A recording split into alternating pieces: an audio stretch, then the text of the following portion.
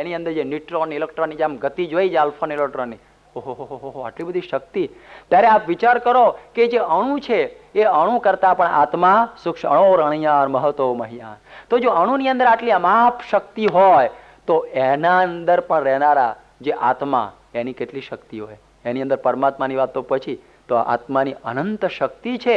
એ અનંત શક્તિ આખું આખું વિશ્વ તોડી નાખે એવી, અરે બ્રહ્મરૂપ થઈ જવાય એવી શક્તિ આપણી પાસે પડેલી છે, પણ આપણે એને જાગૃત કરી શકતા નથી. એ સંયમથી શક્તિ આવે, સંયમ વગર કોઈ દિવસ આવવાની નથી. આ પુરંજનનું આખ્યાન સંયમનું છે કે હું રાજા છું અને મારું કયું બધાએ કરવું જોઈએ. આ સંયમ, એ સંયમથી તો પેલા ઈરુ ગેલર પેલા સળિયા વાળી દેતો, આંખનું કોન્સન્ટ્રેશન કરીને સળિયા વાળી દેતો. એ શક્તિ નહીં તો બીજું શું. આજે તમે જુઓ કે આ પ્રમુખ સ્વામી પાસે એ શક્તિ છે આત્માની અને પરમાત્માની, જ્યાં આશીર્વાદ આપે અને આ બાજુ આમ ભડાકો થઈ જાય એવી શક્તિ એની પાસે છે. ત્યારે આ આત્માની જે શક્તિ એ આપણે ખોઈ બેઠા છીએ, નાદાર બની ચૂક્યા છીએ. ત્યારે એ સમયમાં આપણા શાસ્ત્રો કહે છે કે આત્માનમ વિદ્ધિ. સોક્રેટિસ પણ શું કહે છે કે નો થાય સેલ્ફ, તમારા આત્માને જાણો. સવારની જ વાત હું આજે રિપીટ કરું કે જેને આત્માને જાણ્યો નથી એને કંઈ જ જાણ્યો નથી. એ શોધ બાકી છે. આજે ન્યુટ્રોન બોમ્બ બનાવ્યો, ચંદ્ર સુધી ગયા, ઘણું બધું કર્યું, પણ જેને આત્માને જાણ્યો નથી એને કશું જ જાણેલું એ ભારત છે. આ ભારતની વૈદિક સંસ્કૃતિની શોધ આપણે આ પુરંજનના આખ્યાન ઉપરથી લઈએ છીએ. ત્યારે એ વખતે હવે એ કહે છે કે હે પુરંજન, તું આ સમજ કે તું કોણ છો. કે એશ સર્વેષુ ભૂતેષુ ગુઢાત્મા ન પ્રકાશતે દ્રશ્યતે ત્વગ્રયા બુદ્ધ્યા સૂક્ષ્મયા સૂક્ષ્મદ્રષ્ટિભિ. આ ગુઢાત્મા દેખાય એવો નથી, પણ ક્યારે દેખાશે તો થોડી એક બે વાત કરું કે જ્યારે એક 10 જણા નાહવા માટે ગયા, મૂર્ખાઓ. સવારે વાત કરી ને બાપાએ, મૂર્ખના સરદારો બધા 10 નાહવા ગયા. નહીને પછી નીકળ્યા નદીમાંથી, ગણતરી કરી 1 2 3 4 5 6 7 8 9 9 એક ગયો લાગે છે. બીજાએ ગણ્યું 1 2 3 4 5 6 7 8 9, ચોક્કસ એક ગયો. ત્રીજાએ ગણ્યું કેટલા થાય 9. 10 જણાએ ગણ્યા પણ કેટલા થાય 10 જણાએ જુદું જુદું ગણ્યું પણ થયા કેટલા? રડવા માંડ્યા. કોક ડાયો માણસ નીકળ્યો, કેમ રડો છો? કે એક જણ ડૂબ્યો. કે અરે હોય એવું? કેટલા હતા? કે 10. 10 તો મોં છે. પછી કે ગણ્યા? કે બહુ વખત ગણ્યું. કે ફરી ગણો. પેલા ગણ્યું 1 2 3 4 5 6 7 8 9. પછી પેલા હું એના વાહામાં ધાબો થપ્પો આપીને શું કહ્યું? દસમસ્ત્વમસી, 10મો તું. હો બાપા, તો મને ખ્યાલ જ ન આવ્યો. એટલી જ વાત છે. આપણને પ્રમુખ સ્વામી જેવા સંત આવે અને કે ઉત્તિષ્ઠત જાગ્રત પ્રાપ્ય વરાન નિબોધત. તારે જો આ પંથે જવું હોય શ્રેયના, તો તું ઉઠ અને જાગ અને શ્રેષ્ઠ સત્પુરુષની પાસે જઈને તું આત્માને ઓળખ. ત્યારે જો આત્માને ઓળખ હોય તો સંત વગર કોઈ દિવસ આત્મા ઓળખાય નહીં. ભલે આપણી માલિકી જ આપણી ભેગો રહે છે, કે આપણે કંઈ સૂકવીને સૂકવવા મૂકીને નથી આવ્યા અહીંયા આગળ, ભેગો ને ભેગો છે, છતાં પણ આપણે એને જાણી શકતા નથી. એ દેહ ભાવ એટલો બધો છે, ટ્રાન્સફરન્ટ ઇલ્યુઝન જેવો, કે આપણે આત્માને જાણી શકતા નથી, પામી શકતા નથી. પણ એટલા નાદાર થઈ ગયા છે કે બાપા હવે તમે જ બધું કરી આપો, હવે અમારાથી કંઈ થાય એવું લાગતું બધું એમના માથે. અમે નાનપણમાં એક વાર્તા ભણેલા, એક આળસુ છે ને ખૂતેલો બોરડી નીચે, આળસુનો પીર કહેવાય. અને પછી એના છાતી ઉપરથી બોર પડ્યું. હવે બોર પડ્યું છાતી ઉપરથી મોઢામાં જ મૂકવાનું હોય ને, પણ મારું કહેવો મોઢામાં કેવી રીતે મૂકવું? ત્યારે એક ઊંટવાળો જતો હતો. ઊંટવાળાને કે ભાઈ ઊભો રહે. શું છે? કે નીચે ઉતર. પેલા કે માંદો પડ્યો. પણ ભાઈ એના ઉપરથી મારે બેહાડવું, ઊંટને ઉતરવું ચડવું બહુ કઈ ઇમ્પોર્ટન્ટ કામ છે, મોસ્ટ ઇમ્પોર્ટન્ટ. પેલા મને કે હાર્ટ એટેક આવે છે શું આને? એ કે તું હેઠો ઉતર. તે હેઠો ઉતાર્યો. પછી કે મારે શું કરવાનું? કે મારી છાતી ઉપર બોર પડ્યું છે ને એ મારા મોઢામાં તું. પેલો કે ડફોળ, આના માટે તે મને ઠેઠ નીચે જ ઉતાર્યો. પેલો તો ગુસ્સે થઈને પાછો ઊંટ ઉપર ચડી ગયો. તારે પેલો હું હું બોલ્યો, મારો આળસુ લાગે છે કે. પેલા ને કે આળસુ લાગે. આ તારા આટલું કરવાનું તેમાં આળસુ? આવી દશા આપણી છે કે બાપા હવે તમે બધું તમે કરો, હવે અમારાથી તો કઈ થાય એવું લાગતું. અને કે તમે હજી આટલું નથી કરતા અમારું. એટલે પણ શું કરું, આવે અહીં બેઠા તમારા ભેગા આવ્યા, ઠેઠ સ્પેશિયલ ન બની શકે એવી રીતે ઠેઠ ઇન્ડિયાથી આટલું પાછું કરીને ઠેઠ લંડન સુધી અહીં 20 દિવસ માટે આવ્યા, તો આ કે ના હજી તમે કરો. કેટલું કરવું પણ આમાં કરવાની તો હદ હોય કે કઈ. આટલા નાદાર આપણે થઈ ગયા છીએ. ત્યારે આ આખ્યાન આપણને એવું સમજાવે છે આપણી અંદર અનંત શક્તિ પડેલી છે, એ શક્તિને જાગૃત કરવાની. અને એ શક્તિ જ્યારે જાગૃત થશે ત્યારે એનો આનંદ કોઈ જુદો આવશે. આપણે ભૂલી જઈશું કે આપણે દેહ છીએ, આપણે આત્મા છીએ. અને સવારે સ્વામી આપણને સુંદર વાત કરી, તેનાથી હું પૂર્ણાહુતિ કરું છું સવારે સ્વામી કહ્યું કે આત્માનું જ્ઞાન ક્યારે થાય? તો જ્યારે આપણે સત્પુરુષને પોતાનો આત્મા માનીએ ત્યારે. આ વાત આવી. હવે એમાં એક થોડો કૂટ પ્રશ્ન આવે છે. અમારા સંત સ્વામી કહેતા કે સત્પુરુષના આત્મા માનીએ ને તો બહુ મુશ્કેલી થાય, કારણ કે છેલ્લાના 39માં મેં એમ કહ્યું છે કે જેટલું સમુદ્રનું પાણી જેટલું આ જીવ માતાનું ધાવણ ધાયો છે.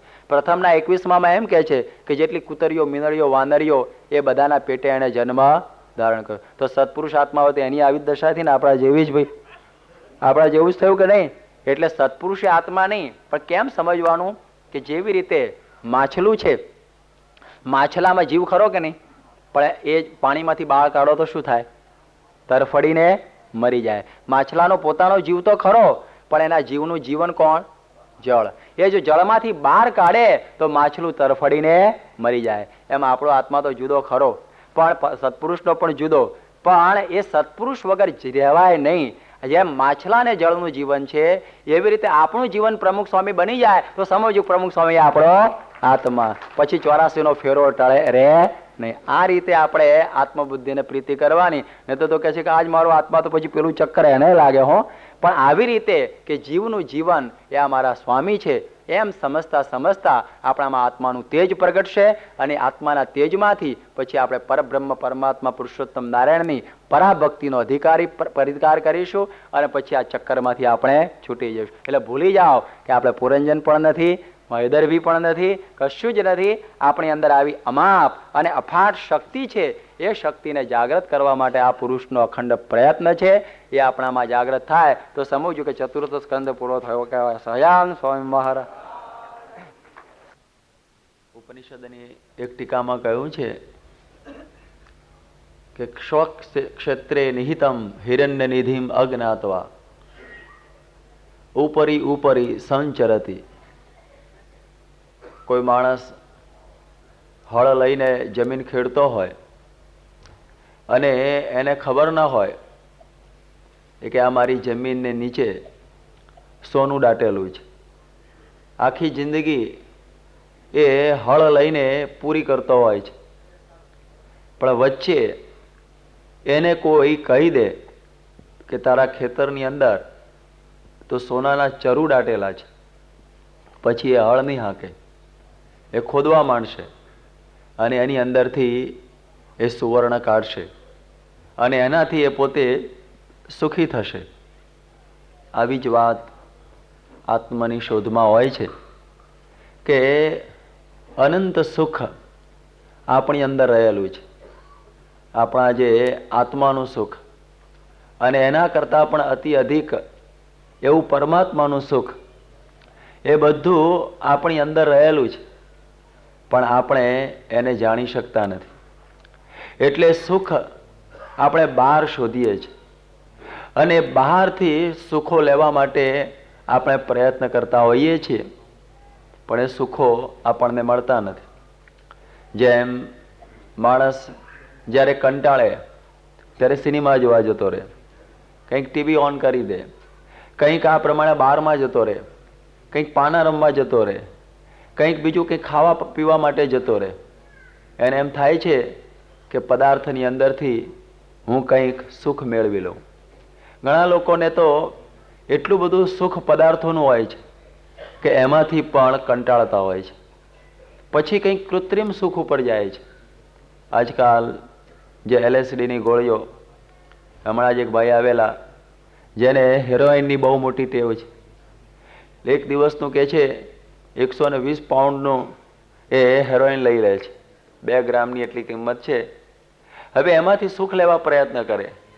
ઘણા લોકો ચરસ ઉપર જતા રહે છે અને ઘણા તમને નવી લાગે કે ભક્તિ સંગીત વહાવનારા, જે ભગવાન કૃષ્ણ અને રામના ગીતો ગાવાવાળા, એને પણ એમાંથી સુખ નથી મળતું, એટલે ગાંજાની ચલમો પી પીને પણ એ ભગવાનના ગીતો ગાતા હોય છે. એને એમ થાય છે કે કંઈક આમાંથી સુખ આવે છે. આવા ઘણા ઘણા પ્રયોગો સુખના માટે લોકો કરતા હોય છે. એટલે જ્યારે બહુ પૈસા આવી જાય, બહુ સુખ આવી જાય, એને ભોગવવા છતાં સુખ ન મળે, એટલે પછી જેને આવું કહે છે ને પરવર્ટેડ સુખ, કે એક જુદી જ પ્રકારનું વિકૃત સુખ એ પ્રાપ્ત કરવા માટે પ્રયત્ન કરે છે. અમે નેપાળમાં ગયેલા ત્યારે નેપાળની અંદર પોખરા લેક છે અને એ પોખરા ગામમાં ફેવા લેક છે અને તેની આજુબાજુ જોઈએ તો હજારો પરદેશીઓ ત્યાં પડેલા. અમારા મનમાં કંઈ કોઈ તીર્થ નથી, કોઈ બીજું કંઈ નથી ને આટલા બધા કેમ આવ્યા હશે? ત્યારે ખબર પડી કે બધા ચરસ પીવા માટે 10-10 હજાર માઇલથી નેપાળમાં આવે છે અને એ ગાંજાની જેમ એ ચરસ પેલી ચલમોમાં નાખી અને ફૂંકતા પરદેશીઓને જોયા. 6-6 મહિના 12-12 મહિના ઝૂંપડાઓમાં પડે રહે છે કે આમાંથી કંઈક સુખ મેળવી લઈએ. જુઓ કેવો પ્રયત્ન કરે છે લોકો સુખ મેળવવા માટે. લોકોને એમ થાય છે કે સારું ઓઢવાનું મળે, સારું ખાવાનું મળે તો એમાંથી કંઈક સુખ હોય. પુરુષને એમ થાય કે સારી સ્ત્રી મળે તો એમાંથી સુખ હોય. સ્ત્રીને એમ થાય કે સારો પુરુષ મળે તો એમાંથી સુખ હોય. સુખ આપણે આ બહાર શોધવા માટે આ પ્રયત્ન કરીએ છીએ. જેમ ઉપનિષદ આપણને સમજાવે છે કે નવારે પતિ કામાય પતિ પ્રિયો ભવતી, આત્મનસ્તુ કામાય પતિ પ્રિયો ભવતી. પત્નીના માટે પતિ એ પતિ છે એટલા માટે એને પ્રિય નહીં, એ બહુ રૂડો રૂપાળો છે એટલા માટે, પણ પોતાના આત્માને લઈને એ પતિ સારો લાગે છે. પતિ ગમે એટલો સારો હોય પણ જો એ સ્ત્રીનો પોતાનો આત્મા પોતામાં ન હોય તો પછી એને કંઈ વસ્તુ સારી લાગે નહીં. મળદાની આગળ તમે ગમે એટલી સારી વસ્તુઓ મૂકી દો, રોલ્સ રોયસ ગાડી મૂકી દો, સરસ પ્રકારનું ખાવાનું મૂકી દો, પણ એ બધી વસ્તુઓમાંથી એને સુખ આવશે નહીં, કારણ કે એ ભોગવનારને પોતાનો આત્મા નથી. એટલે જે કંઈ બધું સારું લાગતું હતું 15 મિનિટ પહેલાં, એ બધું આપણા શરીરમાં જે આત્મા હતો એને લઈને એ બધી વસ્તુઓ સારી લાગતી હતી. અને જો વસ્તુમાં સુખ હોય તો પછી જ્યારે માણસ મરી જાય તો પણ વસ્તુઓ સુખ આપતી હોવી જોઈએ, પણ એની એ વસ્તુઓ સુખ નથી આપતી કારણ કે ભોગવનારનો આત્મા નથી. એટલે ઉપનિષદ કહે છે કે નવારે સર્વસ્વ કામાય સર્વમ પ્રિયમ ભવતી, આત્મનસ્તુ કામાય સર્વમ પ્રિયમ ભવતી. આ દુનિયાની જેટલી બધી શ્રેષ્ઠ વસ્તુઓ છે એ વસ્તુઓથી આપણને સુખ નથી, પરંતુ આત્માને લઈને આ બધું સુખ છે. આત્મા નીકળી જાય ત્યારે બધી વસ્તુઓ નકારી. કશામાં આપણને સુખ રહે નહીં, કારણ કે ભોગવનાર જ નથી પછી શું? એટલે તો થોડો તો ખ્યાલ આવે ને કે જે કંઈ સારું લાગે છે એ આત્માને લઈને સારું લાગે છે. તો પછી જેને લઈને સારું લાગે છે એને ઓળખવો. આપણું ભારતીય તત્વજ્ઞાન આ સમજણ પાડે છે કે પેલા કહે છે ને કે વિજ્ઞાતારમ અરે કેન વિજાનિયાત, કે જેને કરીને આપણે દુનિયાને જાણીએ છીએ એને આપણે જાણવું. જેને લઈને આપણે બધાને જાણીએ છીએ, જ્યારે એને જાણીએ ત્યારે એ બુદ્ધિશાળી મનુષ્ય કહેવાય. બાકી તો પેલા ઝાંઝવાના જળની જેમ આપણે દોડ્યા કરીએ અને પેલો જેમ મૃગ છે એ પણ જેમ કસ્તુરીની શોધની અંદર જેમ દોડે છે, પણ એને ખબર નથી કે કસ્તુરી કુંડલ બસે और मृग ढूंढे बन माही, वैसे घटी घटी राम है સો જાનત નહીં સાઈ. કે કસ્તુરી એ તો મૃગની ડૂંટીમાં વસતી હોય છે, છતાં એને ખબર ન હોય એટલે દોડી દોડીને જિંદગી ખુવાર કરે છે. એનું સુખ એને મળતું નથી. એનું સુખ એનો આગળ ને આગળ જાય અને આને એ કશું મળે નહીં. એવી પ્રકારની આ દોડ એની ચાલતી હોય છે અને છેવટે કંટાળી જાય છે.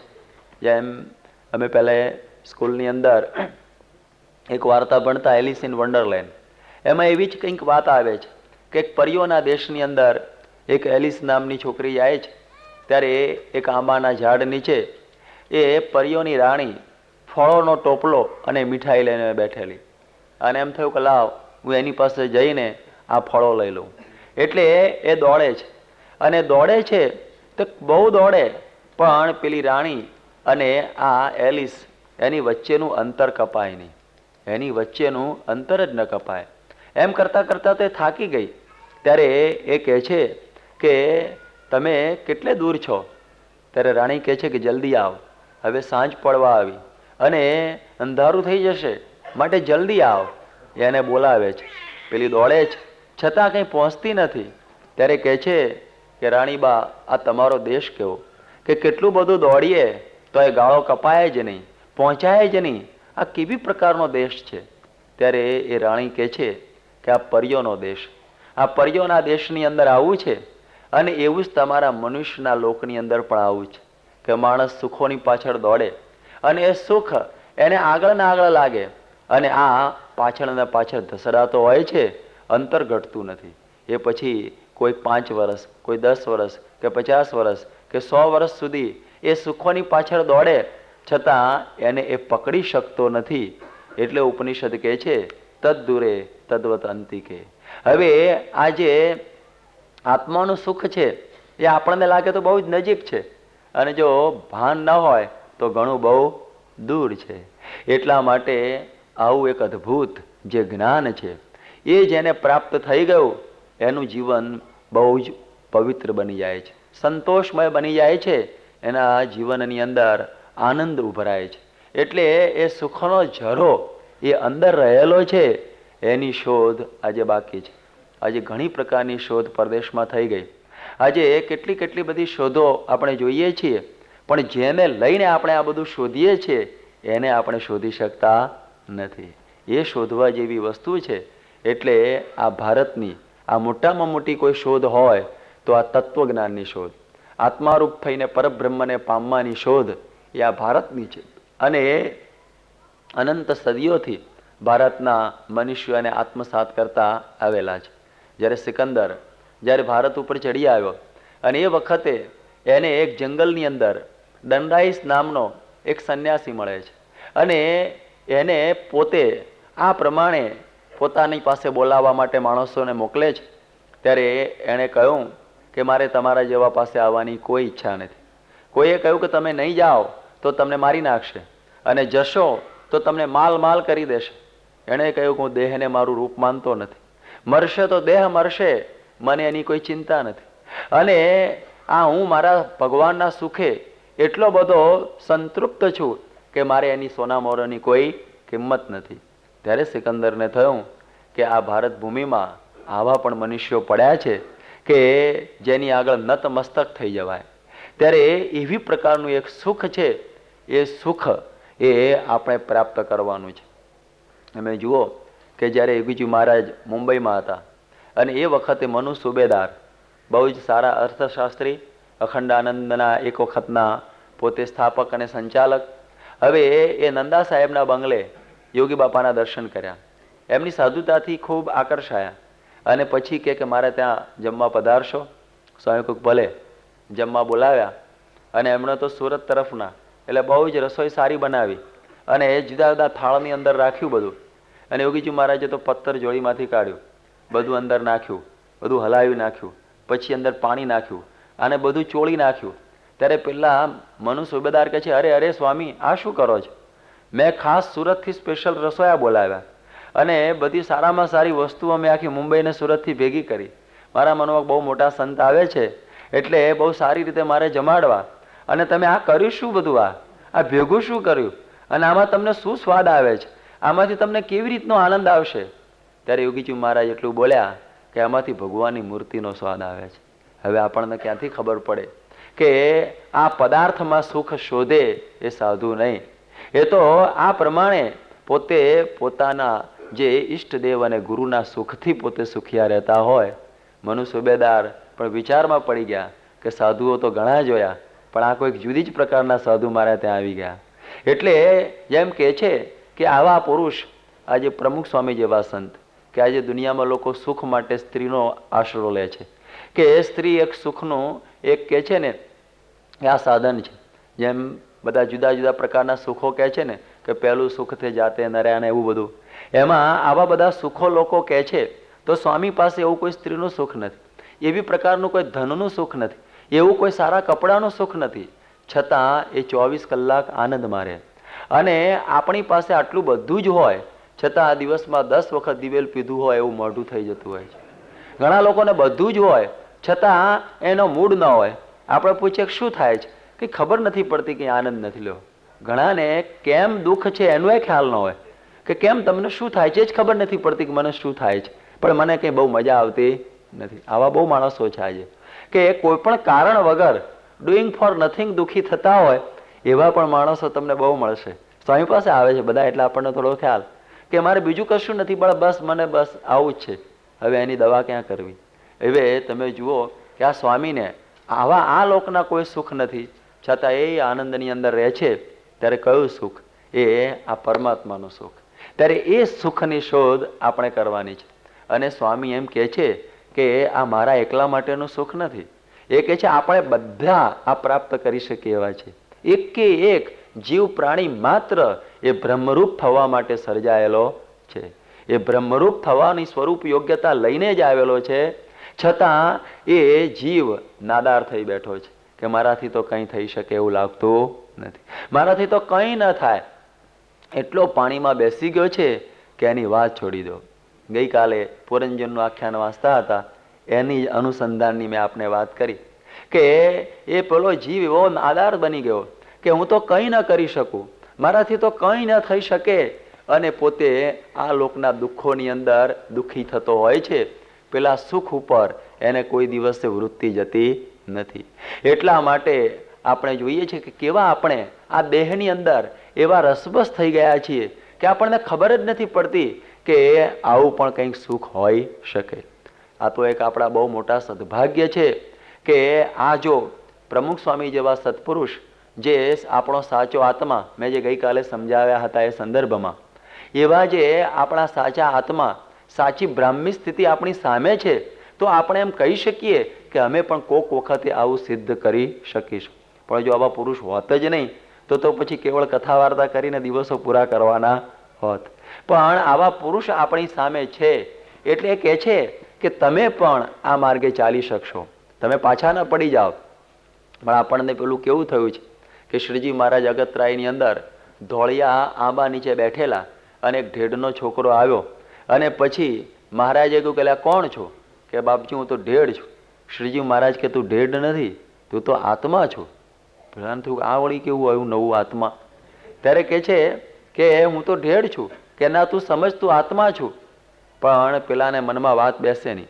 પછી 100 વખત એને ગોખાવ્યું, આત્મા છું, આત્મા છું, આત્મા છું, આત્મા છું. અને 100 વખત ગોખાવ્યા પછી એને કહ્યું ભાઈ બોલ હવે તું કોણ છો? ત્યારે પેલો કહે કે મહારાજ તમે મારી પાછળ મંડ્યા છો ક્યારના, એટલે હું આત્મા છું, પણ જો મને સાચું પૂછો તો બાપજી હું તો ઢેઢ છું. શ્રીજી મહારાજ કહે છે કે જુઓ આ છોકરાને હવે ક્યારે સમજાય હું આત્મા છું? એ પ્રમાણે આપણી પર પરિસ્થિતિ એવી થઈ ગઈ છે કે સ્વામી આપણને ઘણી વખત કહે કે આત્મા છીએ, અક્ષર છીએ, બ્રહ્મ છીએ. ગુણાતીતાનંદ સ્વામી પણ વાતોમાં કહે છે કે આવું જ માનું કે હું આત્મા છું, અક્ષર છું, બ્રહ્મ છું. શ્રીજી મહારાજે પણ પરમહંસોને કહ્યું કે હું જાણું છું કે તમે અનાજ વગર ચલાવો, પાણી વગર ચલાવો, તમે વાયુ ભરખી ન રહો, એવા બધા સમર્થ છો. પણ એ બધા કરતા તમે એમ માનો કે માનો ચૈતન્ય રૂપ તમારું, દુઃખ રૂપ દેહ તેથી ન્યારું. કે તમે એમ માનો કે હું ચૈતન્ય રૂપ છું, કે હું આત્મા રૂપ છું, કે આ પણ આત્મા નહીં દેહ. એ સમજણ તમે દ્રઢ કરો. મારે આટલું જ તમારી પાસે કરાવવું છે, મારે બીજું કશું કરાવવું નથી. ત્યારે એ કરાવવા માટે સ્વામી અહીં આગળ પધારેલા છે. પણ આપણે મધ્યના 12 પ્રમાણે નાદાર બની ગયા છે. આપણાથી એમ થાય છે કે અરે મારાથી નહીં થાય. ત્યારે એ નાદારપણું, એ દુર્બળપણું, એ કંગાળપણું કેમ નીકળે?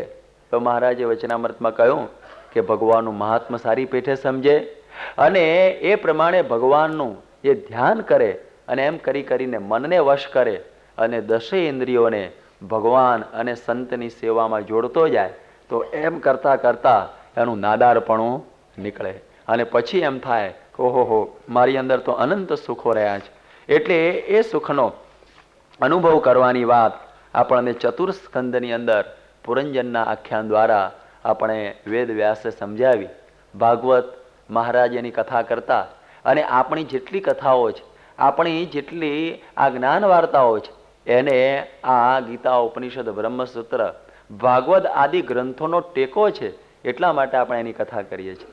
આ કથા ભાગવતની છે, પણ એ મહારાજે એનો પાયો રાખીને પોતાનું વિશિષ્ટ તત્વજ્ઞાન આપેલું છે. અને આપણે જોઈએ કે જે વાતો છે મહારાજની, એનું અનુસંધાન આમાં કઈ રીતે છે, એનો મેળ આપણને મળી જતો હોય છે. એટલા માટે આપણે આની કથા કરતા હોઈએ છીએ. એટલે આવા જે સંત છે એ સંતની આજ્ઞામાં વર્તવું એટલે સમજવું કે આપણે આત્મસત્તા રૂપે વર્ત્યા. આટલું જ આત્મસત્તાનું જ્ઞાન છે. બાકી તમે અંદર ઊંડું ઊંડું શોધો તો કંઈ આત્મા દેખાયો છે નહીં. પછી કાળો કે ધોળો કે લાલ કંઈ દેખાયો નથી. એ આત્મદર્શન એ થઈ શકે એવું છે જ નહીં આપણાથી તો. પણ આ સત્પુરુષની જેમ જેમ જેમ જેમ આજ્ઞા પાળતા જઈએ એમ આજ્ઞા પાળતા પાળતા મધ્યનું 51મું વચનામૃત એમ કહે છે કે આત્મસત્તાને આપણે પામતા જઈએ. એ વાત સમજાવીને હવે પંચમ સ્કંદની અંદર બહુ સુંદર આખ્યાન આપણે સાંભળીશું. એક ઋષભદેવનું મુખ્ય અને બીજું આવશે ભરતજીનું. શ્રીજી મહારાજ પુરંજનનું આખ્યાન વન વિચરણમાં પોતાની નજર સમક્ષ રાખતા અને બીજું ભરતજીનું. હવે આ ભરતજીના પૂર્વ વંશનું વર્ણન અહીં આગળ કરવામાં આવે છે કે મનુ રાજા અને શતરૂપા મહારાણી. હવે એમના 2 પુત્ર, એકનું નામ ઉત્તાનપાદ અને બીજાનું નામ પ્રિયવ્રત. ઉત્તાનપાદની કથા ગઈ વખતે હેરોલેઝર સેન્ટરમાં થઈ ચૂકેલી છે એના પુત્ર ધ્રુવની કથાના દ્વારા. અને હવે અહીં આગળ આવી રહેલી છે વાત એ પ્રિયવ્રત રાજાની. હવે એ મનુના પુત્ર જે પ્રિયવ્રત રાજા, એ પ્રિયવ્રત રાજાની કથા અહીં એવી કહેવામાં આવે છે કે એ પ્રિયવ્રત રાજાની પાસે એક દિવસે એ નારદજી પહોંચી ગયા. નારદજી પહોંચી ગયા અને નારદજી એમને ઉપદેશ આપતા કહે છે કે હે પ્રિયવ્રત, તમે આ સંસારની અંદર પડીને શું કરશો? કારણ કે આ સંસાર તો દુઃખનો સાગર છે અને એમાં તમે આ પ્રમાણે અંદર ફસાઈ જશો. અને આ તમારા પિતા જે સ્વયંભૂ મનુ અને એ બધા આ સંસાર વધારવા માટેનો પ્રયત્ન કરે છે, પરંતુ જે પામી જવાનું છે એ ભગવાનનું સ્વરૂપ છે, માટે એ ભૂલી ન જવાય. એટલા માટે તમે હવે આ ગમે તેમ કરીને હવે તમે આ ભગવાનને ભજી લો.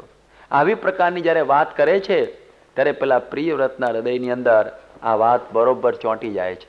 કારણ કે નારદજીનું જે કાર્ય એ હતું કે કેમ કરીને કોઈને ભગવાનની વાત આ હૃદયમાં અડી જાય એટલા માટે તો વિચારતા. અને નારદની વાત પ્રિયવ્રતના હૃદય ઉપર બરોબર ચોંટી ગઈ અને પોતે સાધુ બની ગયા. પ્રિયવ્રત સાધુ બની ગયા અને આ બાજુ જે બ્રહ્માને ખબર પડી, કારણ કે બ્રહ્માના માનસ પુત્ર મનુ એટલે આના દાદા થાય. અને બ્રહ્માને ખબર પડી ગઈ, મનુને ખબર પડી કે અરે રે અમારા દીકરાને તો આણે સાધુ બનાવી દીધો. અને ગયા નારદ પાસે કે નારદ, તારે ધંધો કંઈ છે કે નહીં? અમારે એક બાજુ સૃષ્ટિનો વિસ્તાર કરવો છે અને તું આ પ્રમાણે જે તેને સાધુ બનાવવા માંડ્યો છું તો આ કઈ રીતે બધું ચાલશે? માટે એને આ અમે પાછો ગ્રસ્થ આશ્રમમાં લઈ જવા માંગીએ છીએ. નારદજીએ કહ્યું, મેં તો એને શબ્દો કહી દીધા, હવે તમારે જે કરવું હોય એ કરો. અને આ બંને એટલું બધું મંડ્યા. પ્રિયવ્રતને કહ્યું કે તું ગમે તેમ કરીને હવે એ પાછો આવી જા. અને કહે છે કે ગ્રસ્થ આશ્રમ પણ છે અને એમાં પણ ભગવાન ભજાય છે. એવી વાતો એને ખૂબ કહેવા માંડ્યા. પ્રિયવ્રતને એમ થઈ ગયું કે હવે આ બધાનો એટલો બધો આગ્રહ છે કે આ મારે પાછું ગયા વગર છૂટકો નથી. અને એ પોતે પાછા જાય છે. છતાં ભાગવત એનું એવું વર્ણન કરે છે કે પ્રિયવ્રતો ભાગવત આત્મારામ, કે આ પ્રિયવ્રત એ પોતે આત્મારામ હતા, પરમ ભાગવત સંત જેવા હતા. ત્યારે એમ પ્રશ્ન થાય કે ગૃહસ્થ એ સંત કેવી રીતે હોઈ શકે?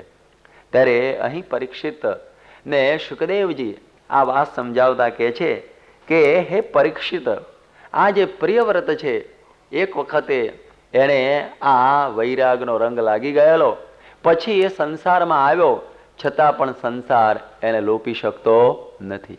તો પછી એને પરમ ભાગવત કહેવાય કે સંસારમાં રહ્યો એ કેવળ એ ભગવાન વચ્ચે પડેલા અને વળી પાછો ગયેલો ગ્રહસ્થાશ્રમમાં, એટલે જવા ખાતર ગયેલો, પરંતુ એ સંસારથી વિરક્ત હતા.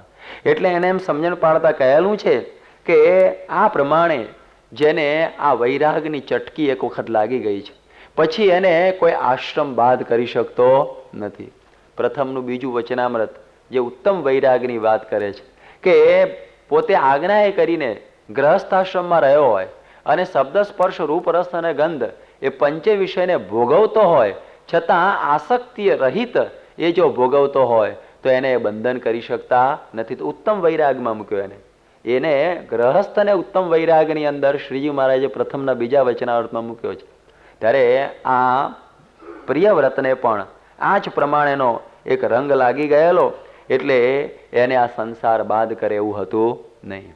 જુઓ, શ્રીજી મહારાજના સમયની થોડી વાતો આપણને ખ્યાલ હશે કે શ્રીજી મહારાજ પોતે એક વખતે બંધિયામાં હતા અને ત્યાં સુંદરજી સુથાર એ કચ્છના કુંવરનું ખાંડું લઈને ગોંડલ પરણાવવા જતા અને રસ્તામાં બંધિયામાં ખબર પડી કે શ્રીજી મહારાજ અહીં છે, એટલે પોતે દંડવટ આવ્યા ત્યાં અને દંડવટ કર્યા. મહારાજે પૂછ્યું કોણ? કે દાસ. કે દાસનું લક્ષણ શું? કે કેમ કરે? તો ચાલો તમે સાધુ બની જાઓ. તરત જ આજ્ઞા સાધુ બનવાની કરી દીધી અને પેલો પણ બરોબર તૈયાર હતો. એણે પણ થોબિયા મૂછો ને બધું વાળ મુંડાવીને સાધુ બની ગયો. અને મુક્તાનંદ સ્વામી ભિક્ષા માગીને આવ્યા. મહારાજે કહ્યું કે આજ તો કચ્છના દીવાનને મૂંડી નાખ્યો અને કચ્છની અને એને કાશીની યાત્રાએ મોકલી દીધેલો છે.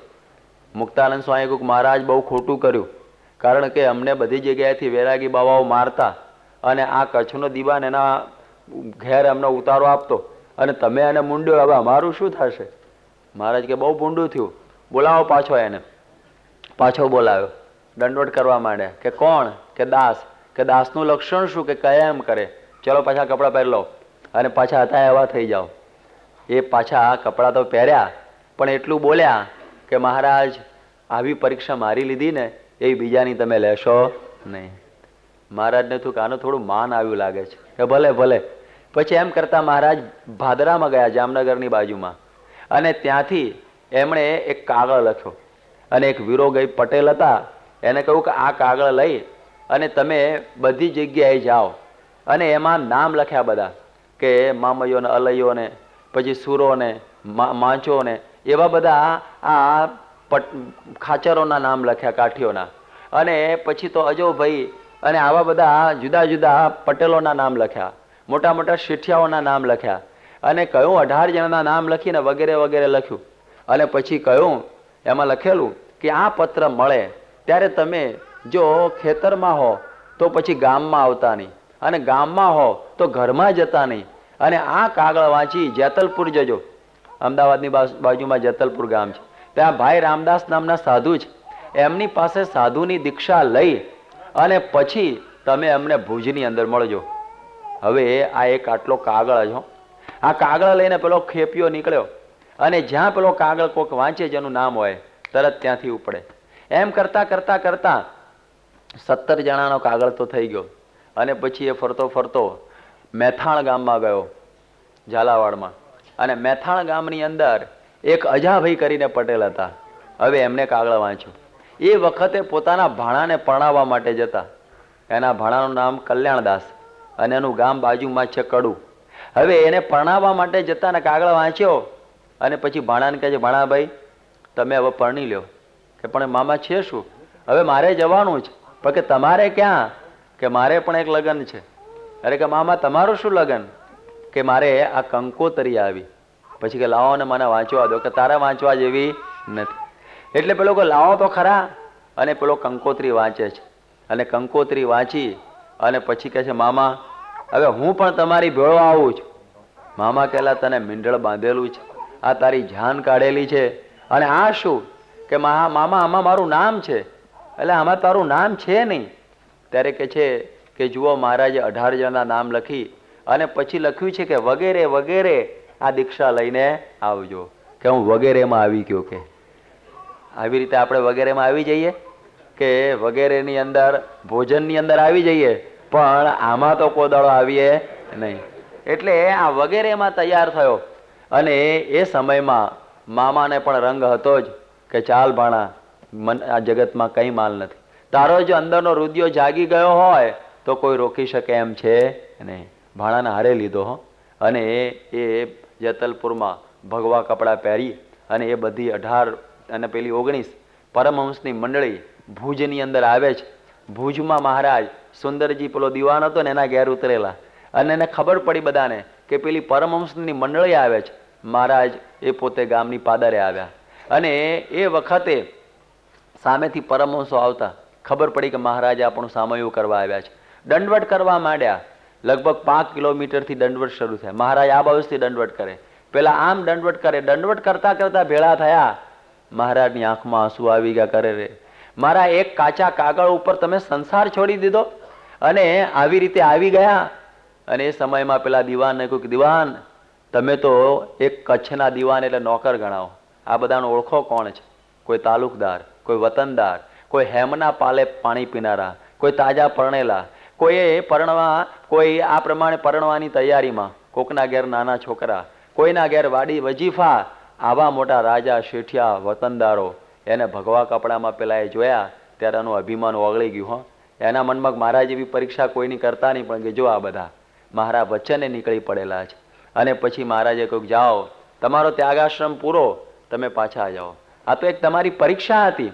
ત્યારે પેલા કહે છે કે મહારાજ, હાથીની અંબાડી બેસાડી અને હવે ગધાડા ઉપર બેહાડવાનું શું કામ કરો છો?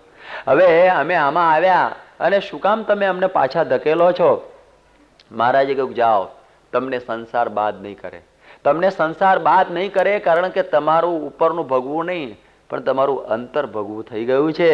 એટલે તમે સંસારમાં રહેશો તો એ તમે નિર્લેપ રહેશો. પણ પેલો 19મો કહે છે મહારાજ હું તો નહીં જઉં હો, કારણ કે હું તો મીંઢળ સહિત આવ્યો છું. એટલે મેં તો તમારી સાથે જ લગ્ન કરી લીધા છે. એટલે હવે મારે બીજાને વરવું નથી. કે એસે બર કો ક્યા બરે જો જન્મે ઓર મર જાય, બર બરીએ ગિરધર લાલજી કે મોરો ચૂડલો અમર હો જાય. મારે એ વર વરવા છે. મહારાજ કહ્યું ભલે, તે અદ્ભુત કામ કર્યું, તારું નામ અદ્ભુતાનંદ. એ અદ્ભુતાનંદનો સમાગમ પ્રમુખ સ્વામીના ગુરુ શાસ્ત્રીજી મહારાજે કરેલો. એટલે આ વાર્તા જેવું નહીં, આ બનેલી હકીકત. અને એ અદ્ભુતાનંદ સ્વામીનો ફોટોગ્રાફ પણ છે, પેઇન્ટિંગ નહીં, પણ આ જે કેમેરાની અંદર આવેલો ફોટોગ્રાફ, કારણ કે એ જ વખતે કેમેરો શોધાયેલો, એ ફોટોગ્રાફ પણ છે. એટલે મારો કહેવાનો આ મતલબ એટલે છે કે આ બનેલી આ હકીકત આપણી સામે મેં રજૂ કરી. અને જે પાછા ગયા એની કથા આના અનુસંધાનમાં એટલા માટે કહું છું કે એ લોકોને સંસાર પછી અડ્યો નહીં. માચા ખાચર પછી રહ્યા તો સાંખ્ય યોગી રીતે જ રહ્યા. જે ઘેર ગયા તો જાણે સાધુ જેવા જ થઈને ઘેર રહેલા, ત્યારે એ ઘેર તો એનું નામ શું કહેવાય? સાધુ. એટલે પ્રિયવ્રત રાજા એ પોતે સંસારમાં ત્યાગમાંથી પાછા સંસારમાં ગયા, છતાં અહીં આગળ ભાગવત એને આત્મારામ અને પરમ ભાગવત સંત લખે છે. ને તો ગ્રહસ્થમાં સંત લખાય કઈ રીતે? આ પરીક્ષિતનો પ્રશ્ન છે કે કેમ એને આવું તમે કહ્યું? છતાં એ સુખદેવજી કહે છે કે હે પરીક્ષિત, એનું માયલો રંગાઈ ગયેલો, એનો આત્મા રંગાઈ ગયેલો હતો. એના કપડાની સાથે સાથે એ બધું રંગાઈ ચૂકેલું. ત્યારે એ એવા ગ્રહસ્થ હોય એનાથી આ પ્રમાણે આ પૃથ્વી પણ આ પ્રમાણે પવિત્ર બનતી હોય છે. ગઈકાલે ભાઈએ વાત કરેલી ને કે આ ડોસાભાઈની વાત, જે બંધિયાના ડોસાભાઈ એ પણ કેટલો બધો વ્યવહાર કરતા. એક વખતે વાણિયાઓ બધા કંઈ લગ્ન પ્રસંગે ગઢડા આવ્યા અને ગઢડાની અંદર મહારાજના દર્શન કરવા ગયા. અને બધા જૈન, આ તો ખાલી કુતૂહલ પરતું મંદિર જોઈને ગયેલા, કારણ કે જૈન તો આવે નહીં. એ જૈનો બધા દર્શન કરવા ગયા અને શ્રીજી મહારાજે પૂછ્યું કયા ગામથી આવો છો મહાજન? કે મહારાજ બંધિયાથી. હો, ઓહો, તો બંધિયામાં મારા ડોસાભાઈ છે, ઓળખો છો? કે કેમ ના ઓળખ્યા, આટલું ગામ છે. અને કે સુખી છે ને? અરે કે શું સુખી મહારાજ, કે આ લગ્નની અંદર આવવાનું હતું તો એ આવ્યા નહીં. એટલો બધો એનો વેપાર ધમધોકાર ચાલે છે કે એક સેકન્ડ નવરા પડતા નથી. મહારાજ કે એવું તો ન હોય. હો, અમારા ભગત તો ભગવાનની ભક્તિ કરતા હોય. અરે કેવું હોય? એ તો વ્યવહારમાં ડૂબી ગયો છે. અમે લોકો ગળા સુધી અને એ ઠેઠ ચોટલી સુધી ડૂબી ગયો છે, દેખાય એવો નથી. ત્યારે કહે છે કે અમે એને સાધુ બનાવીએ તો તમે સત્સંગી થાઓ? કે હા હા થઈ જઈએ અમે સ્વામિનારાયણના સત્સંગી, ભલે જૈન છીએ તો જો તમે એને સાધુ બનાવો તો. એ બને જ નહીં. પણ કે ભલે. મહારાજે ભગુજીને કાગળ લખ્યો અને કહ્યું જાઓ તમે સાંઢણી ઉપર બેસીને, એટલે ઊંટ ઉપર બેસીને, અને જાઓ પહોંચો અને ભગુજીના કાગળ, અરે દોરસાભાઈને કાગળ આપજો. ભગુજીએ કાગળ લઈને ઉપડ્યા અને ત્યાં તો 10 વાગે પહોંચ્યા સવારે બીજે દાડે.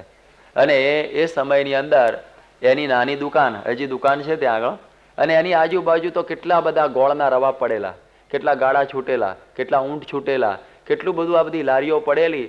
અને પેલો બિચારો એની ધારણ કરે ને પાછું ગોળ જોખો મૂકો, તે સવારના પોરમાં ઉઠ્યો હશે, તે દાંતણ કરવાનું હોય ને, કે દાંતણ થોડું કર્યા પછી આ બધું શરૂ થઈ ગયેલું, એટલે દાંતણ ભરાયેલું એને કાને પાઘડીમાં. ટાઈમ નહીં દાંતણ પૂરું કરવાનો, એટલે દાંતણ ભરાયેલું.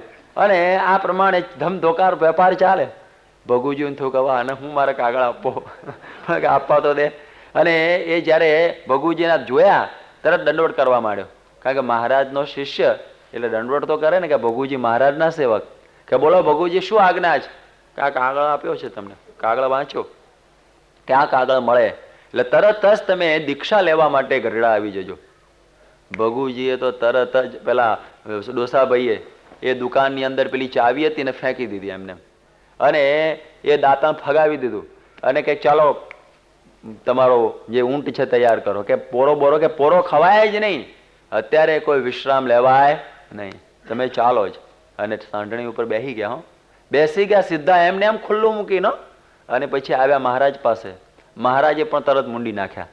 અને પછી ત્રીજા દિવસે પેલા વાણિયાઓ આવ્યા. એ વખત તો જાન 2-4 દાડા રહેતી ને, અત્યારના જેવું નહીં ખવારે આવીને સાંજે જતા રહે.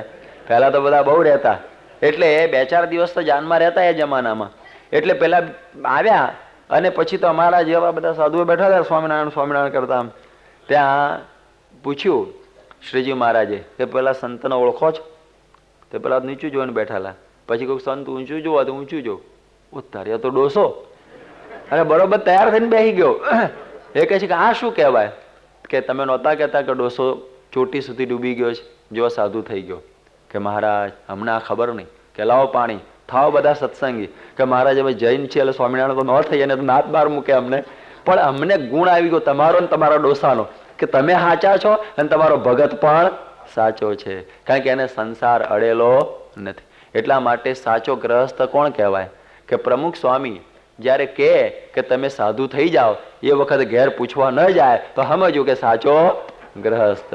આ ગ્રહસ્થની આટલી જ વ્યાખ્યા. તો પછી ગ્રહસ્થ આશ્રમ ગમે એટલો હશે, પછી રોલ્સ રોય ગાડી હશે તો પણ તમને બાદ કરશે નહીં, મોટામાં મોટો બંગલો હશે તો પણ બાદ કરશે નહીં, છોકરાઓ બૈરા હશે તો પણ બાદ કરશે નહીં. આ પુરુષ આપણને આજ્ઞા કરે કે તમે તત્કાળ મૂકી દો, જે કહે છે ને તત્કાળ પરમહંસ થા, વચનામૃતમાં કહેલું છે, તો તરત થઈ જાય, તો પછી એ સાચો ગ્રહસ્થાશ્રમ. એટલે શ્રીજી મહારાજે આવા ગ્રહસ્થો પકવ્યા. હું એ વાત કરું છું કે પેલી 5-10 હજાર વર્ષની પહેલાની વાત, આ તો લાખો વર્ષની કહેવાય છે પ્રિયવ્રતની. અને આજની વાત એ કેટલી મળતી આવે છે એ આપણે સમજાવવા માંગુ છું. નહીતર તો આપણે શું સમજીએ, ભાગવત વાંચીને ખુશ થઈ ગયો, હો ધન્ય છે પ્રિયવ્રતને, ધન્ય. પણ અત્યારે હું એ તો બરોબર છે, પણ આપણે અત્યારે ખરું કે નહીં કંઈ? ત્યારે એ રીતનો આશ્રમ આજે જુઓ આ સ્વામીએ પણ પકવ્યો છે. આજે એવા સ્વામીની એક આજ્ઞાથી સાધુ થઈ જનારા કેટલા બધા. સ્વામીએ ખાલી એક સંકલ્પ કરેલો કે આ પ્રમાણે 200 સાધુ આ દ્વિશતાબ્દીએ કરવા છે, 200 સાધુ કરવા છે. અને એમાં આ છોકરાઓ કેવા તૈયાર થઈ ગયા. તમારા લંડનની ધરતી ઉપરથી 35 જણા નીકળી પડ્યા. ત્યારે આનું નામ કહેવાય કે આ સંસાર કે આ લંડન એને કોઈ બાદ કરી શકે એમ નથી. ત્યારે એ પુરુષ આ બધું આ ભાગવત આપણને સાકાર કરી આપે. બાકી તો પછી કથા કરી અને શ્રીપતિમાં જ કરવું પડે, બીજું તો કશું હોય નહીં. હવે એ પ્રિયવ્રતને પછી એમને દીકરા થયા, અને એમાં અગ્નિદ્ર નામનો દીકરો થયો. મેં ગઈકાલે વેનની વાત કરેલી ને, એના જેવો જ નમૂનો આ, કે તદ્દન વિષય લંપટ. જેમ કે છે ને અગ્નિનો દીકરો કોલસો, એના જેવો આ પાક્યો. એને ને ધર્મને કંઈ લાગે વળગે નહીં એવો અગ્નિદ્ર રાજા પોતે પાકેલો છે. અને એણે પણ રાત્રિ દિવસ વિષયોની અંદર જ પોતે લંપટ રહેતો, બીજું કંઈ કરવાનું જ નહીં. એને બસ સ્ત્રીઓની સાથે પડ્યો જ રહે, અને એનું રાજ્ય ક્યાં ચાલે છે અને શું ચાલે છે એવું કશું પડેલી જ નહીં. પહેલાના સમયના રાજાઓ ઘણા આવા હતા કે કેવળ વિષયોની અંદર ડૂબેલા રહેતા અને બીજું કશું પ્રજાનું ધ્યાન રાખતા નહીં. એવી જ પ્રકારનો આ અગ્નિદ્ર રાજા થયો કે વિષયની સારું વલખા માર્યા જ કરવા મળ્યો. આટલું બધું ભોગવે છતાં એને શાંતિ થાય નહીં. આ વિષયનો ખાડો એવો જ કે કોઈ દિવસે પૂરી શકાતો નથી. અનંત કલ્પો સુધી આપણે વિષયો ભોગવતા આવ્યા છીએ, તો હજી થાય છે કે હજી પણ આપણે વિશેષ ને વિશેષ ભોગવી લઈએ. કે આપણો પહેલો જન્મ છે, અનંત જન્મ આપણે ભોગવ્યા હશે ને, અને એની અંદર કેટલું બધું સુખ ભોગવ્યું હશે. કારણ કે જે જન્મમાં ગયા છું એમાં સ્ત્રીનું સુખ તો મળેલું જ હશે. ત્યારે એ બધું મેળવવા છતાં હજી પણ આપણને તૃપ્તિ થયેલી નથી. એટલે એ અગ્નિદ્રની પણ એવી દશા હતી કે એને આ વિષયોની પાછળ એ પોતે પાગલ બની ગયેલો. રાત્રિ દિવસ ક્યાં જતી રહે ખબર ના પડે.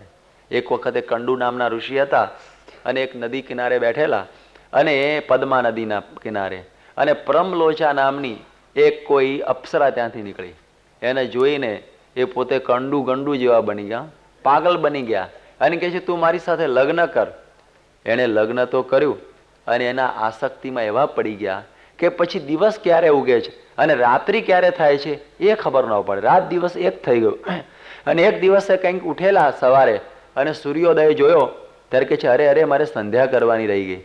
પેલી પ્રમલોચા કહે છે કે આવી તો અનંત સંધ્યાઓ ચાલી ગઈ, તમે કયા દાડા કરી છે? ત્યારે કે અરે અરે આ વિષયની અંદર મને આ પણ ભાન ના રહ્યું, મારું નિત્ય કર્મ કરવાનું. પાછી વૃત્તિ વાળી અને વળી પાછા પોતાના તપમાં ગયા. આ વિષયનો પ્રવાહ એવો છે કે એની અંદર માણસ બધું ભૂલી જતો હોય છે. એવી પરિસ્થિતિ એ આગ્નિદ્રની થયેલી અને એ આગ્નિદ્ર એ વિષયોની અંદર લેલીન થઈ ગયેલો. તમે જોજો ઘણા મનુષ્યો તમને એવા મળશે કે જેને જીવનમાં કંઈ ખબર જ ના હોય, ખાઓ પીવો અને વિષય ભોગવવા એ સિવાય બીજું કશું સમજતા જ ના હોય અને દુર્લભ સુખ એ માનતા હોય કે આ સુખ જ દુર્લભ છે અને અહીંયા આગળ આવી શકતા ના હોય, અહીંયા આગળ એને આવવાનું મન જ ન થાય. એવી પ્રકારનો આગ્નિદ્ર વિષયની સારું વલખા મારે. એને કહે છે ને કે વિષયની સારું આ વલખા મારતા હોય છે. આટલી બધી સંપત્તિઓ હોવા છતાં પણ એને તૃપ્તિ થઈ શકતી નથી. પહેલાના રાજાઓ તમે જુઓ ને કેટલી બધી રાણીઓ રાખે કે એને આટલી બધી એક રાણીથી તો ઘણું થઈ જાય તો એ 5, 10, 25, 100, 200 રાણીઓ રાખતા હોય. એ બધું શેના માટે? કે બસ વિષયો ભોગવો ભોગવો અને ભોગવો.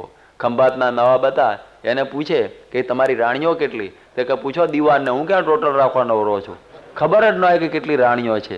હવે એવાય બધા પડેલા હોય કે આમ ને આમ એનું જીવન એમાં જ એ મોજ શોખની અંદર જીવન થતું હોય. પછી એની પરિસ્થિતિ બહુ ખરાબ થાય. જ્યારે શરીરની શક્તિ ક્ષીણ થઈ જાય, શરીરનું તેજ ક્ષીણ થઈ જાય ત્યારે પરિસ્થિતિ કેવી ખરાબ થાય જુઓ. એ વખતે પછી એવો દુઃખી થાય કે એની વાત છોડી દો, પછી તો એને શાંતિ કોઈ જગ્યાએ મળી શકે નહીં. જેમ કે છે ને કે ઝેરના લાડવા ખાવા સારા લાગે પણ પછી શું કરે? ગળું પકડતું હોય છે. એટલે તમને આ વિષય ભોગવવા શરૂઆતમાં સારા લાગે પણ પછી એની જે પરિસ્થિતિ છે ને બહુ જ વિકટ બનતી હોય છે. ભલે ગમે એટલા વિષય આસક્ત હશે, 5, 50 વર્ષની 60 વર્ષની ઉંમર થઈ હોય પછી જ્યારે આસક્તિ તો રહે પણ ઇન્દ્રિયો કામ ન કરતી હોય ત્યારે એની માનસિક સ્થિતિ બહુ ખરાબ થતી હોય છે. એટલે એ કહે છે ને કે આમાં કંઈ સુખ છે નહીં. જે વાસનાઓમાં કોઈ દિવસ સુખ નથી. એટલે તો ગીતા કહે છે કે આપૂર્યમાણ મચલ પ્રતિષ્ઠા સમુદ્રમાપ પ્રવિશંતિ યદ્વત તદ્વત કામાયમ પ્રવિશંતિ સર્વે સશાંતિમાપ્નો તિન કામ કામી. કે જેવી રીતે સમુદ્ર પાણીથી ભરચક હોય અને એની અંદર જે કંઈ આવે એ પછી એને ટકરાઈને બહાર નીકળી જાય ને, કારણ કે પોતે પરિપૂર્ણ છે. એટલે સમુદ્રમાં આપહ પ્રવિશંતિ સર્વે, બધા વિષયો અંદર ઘૂસી જાય એ પછી બીજું કંઈક કષ્ટ ન કરી શકે. પણ જે આ પ્રમાણે કામનાઓથી જે પોતે પીડાતો હોય અને પછી એને કોઈ દિવસ શાંતિ થઈ શકતી નથી. એટલે કહે છે ને ભગવાનના સુખે પરિપૂર્ણ રહીએ તો પછી આ જગતના સુખો કોઈ દિવસ ભોગવવાની ઈચ્છા થાય નહીં. પણ આપણે જગતના સુખોથી ભરેલા છીએ એટલે દુઃખી થઈએ છીએ. એટલે જે કામનાઓની ઈચ્છા કરવા વાળો કોઈ દિવસે સુખ પામતો નથી. આટલી બધી સ્ત્રીઓ હોવા છતાં આગ્નિદ્રને સુખ થયું નહીં. આટલી બધી સ્ત્રીઓ હોવા છતાં ન થયું. જુઓ કેવું બધું આશ્ચર્ય જેવું છે કે એને સુખ જેવી કોઈ વસ્તુ મળી જ નહીં.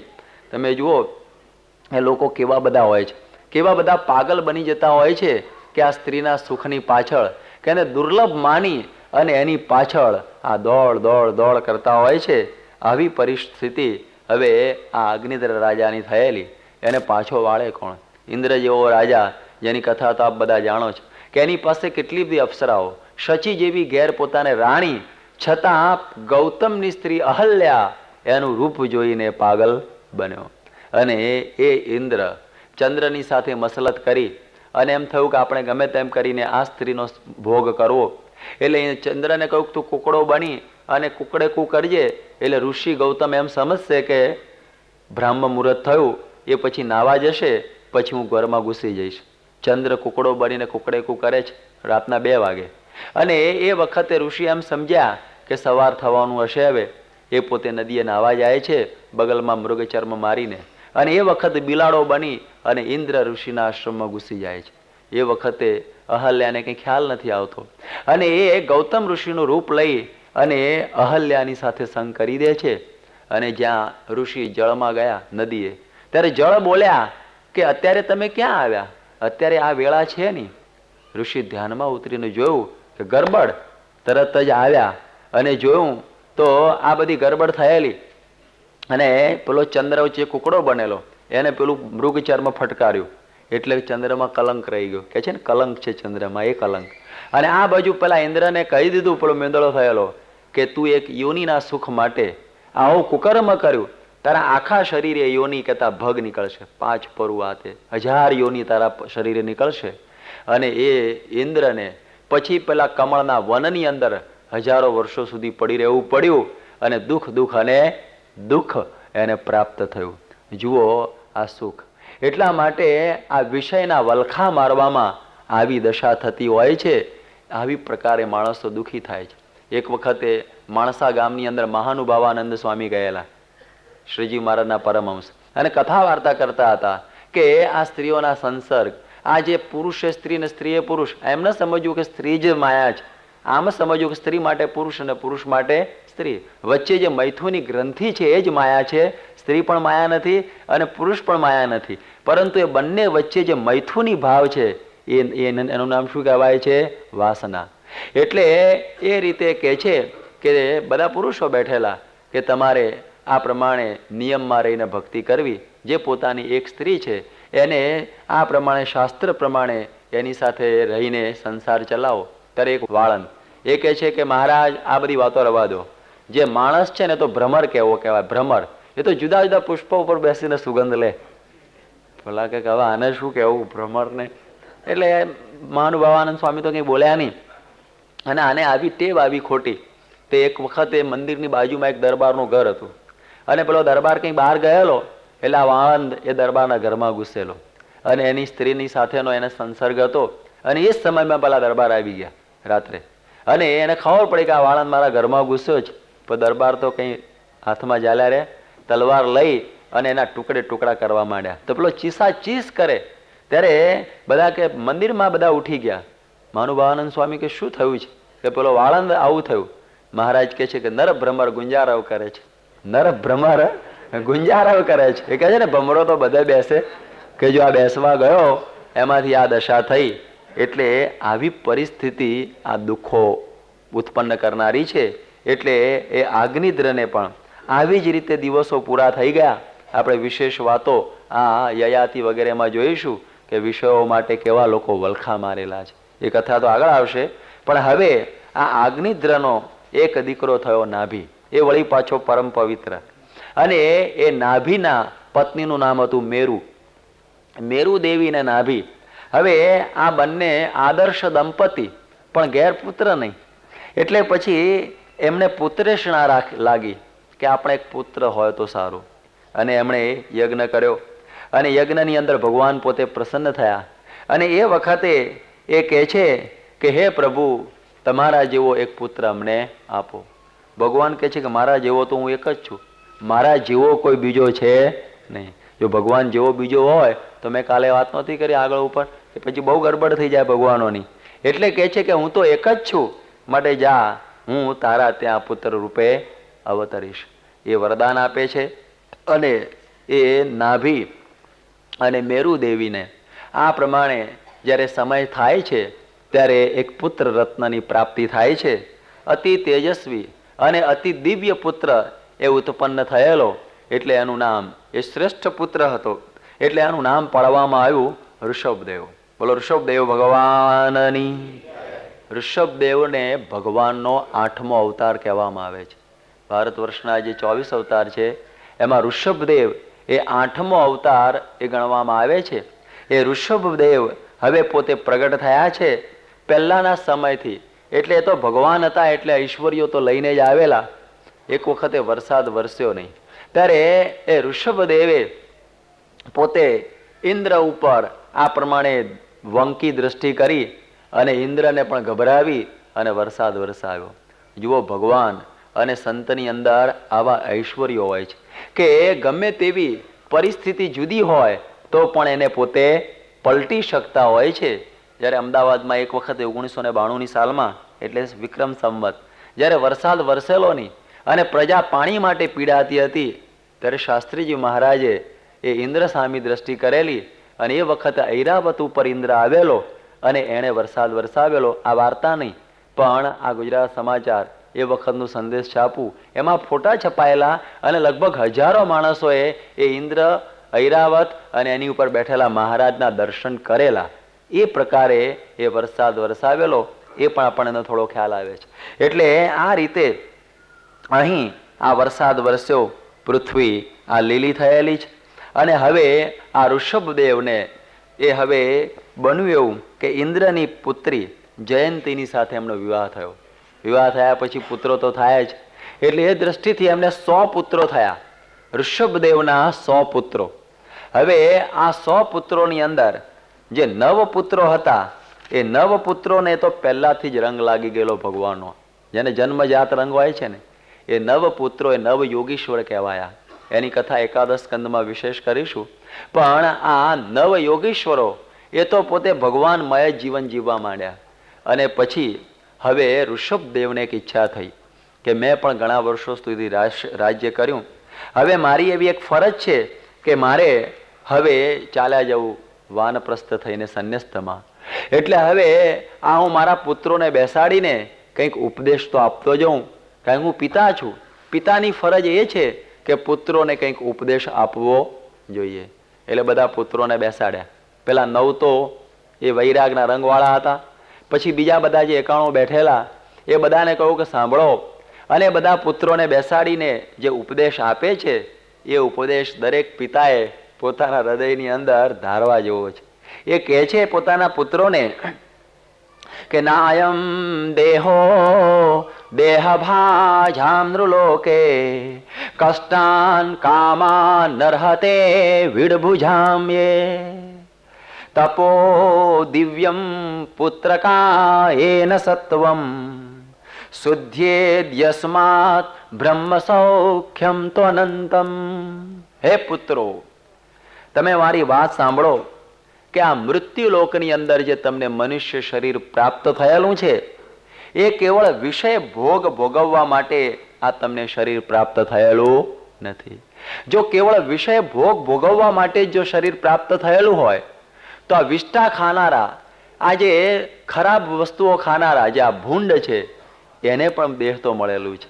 તો જો આ દેહ કરીને જો આ વિષયો જ ભોગવવાના હોય તો મનુષ્ય દેહના ભૂંડના દેહની અંદર કોઈ ભેદ નથી. એટલા માટે આ તમારો જે દેહ છે, એ દેહે કરીને તમારે દિવ્ય તપ કરવું જોઈએ. તપથી તમારી ઇન્દ્રિયો અને અંતઃકરણ પવિત્ર થશે અને એને કરીને તમે બ્રહ્માનંદને પ્રાપ્ત કરશો. જે પરબ્રહ્મનું જે સુખ છે એને તમે મેળવશો. આ નાનો શ્લોક છે પણ બહુ ઊંડાણવાળો છે. એ આપણને એ કહે છે કે હે પુત્રો, આ જે મનુષ્ય દેહ એ બહુ મોંઘો છે. આ મનુષ્ય દેહ આપણને મળેલો છે ને, એ કંઈ સામાન્ય મળેલો નથી. આજે તો વસ્તી એટલી બધી વધતી જાય છે, એ લોકો એમ સમજે કે તો એક જન્મ છે ને એક મરે છે, એમાં શું બહુ મોટી વાત છે. એવું નથી હો. આપણને જે આ મનુષ્ય દેહ મળ્યો છે, બહુ સાયન્ટિફિક રીતે પણ જોઈએ તો આ પહેલવેલો નથી મળ્યો. અનંત બધી આપણે પ્રક્રિયાઓમાંથી પાસ થઈને આ મનુષ્ય દેહની અંદર આવીએ છીએ. આજે આપણે જોઈએ કે એકદમ કંઈ થઈ જતું નથી. આપણે જરા જો ઊંડો વિચાર કરીએ તો ખબર પડે કે અનાજ જે ઉગતું હોય છે તો કેટલી કેટલી પ્રક્રિયાઓમાં પછી પેલું અનાજ ઉગતું હોય છે. એની પાછળ પ્રોસેસ જોઈએ તો બહુ લાંબો થાય. એવી રીતે આ મનુષ્ય દેહ પણ અતિ મોંઘો છે. યોગી બાપા બહુ સાદું દ્રષ્ટાંત દેતા કે એક વખતે શ્રી કૃષ્ણ ભગવાને અર્જુન જતા હતા અને એ વખતે શ્રી કૃષ્ણ ભગવાનને અર્જુને પૂછ્યું કે પ્રભુ, મનુષ્ય દેહ ક્યારે મળે? ત્યારે શ્રી કૃષ્ણ ભગવાને કહ્યું, જો ભાઈ, 400 ગાઉ લાંબી અને પહોળી એક વાવ હોય અને એક માથોડું ઊંડી હોય, અને પછી એ વાવને ઉલેચવી હોય ત્યારે આપણા માથાનો મોવાળો કહેતા વાળ, એના 4 ફાડિયા કરીએ. વાળના 4 ફાડિયા કેટલા મોટા સૂક્ષ્મ પેલું પેલાથી, અને એ 4 ફાડિયામાંથી એક ફાડિયું લઈ અને પેલી વાવમાંથી આમ પાણી ઉલેચીએ. આમ આમ આમ આમ આમ આમ. અને એ પછી જયારે વાવ ઉલેચાઈ રહે ને એટલે મનુષ્યનો દેહ મળે. પેલો કે આવા ગપ્પા મારો એના કરતા ન મળે એમ કોને?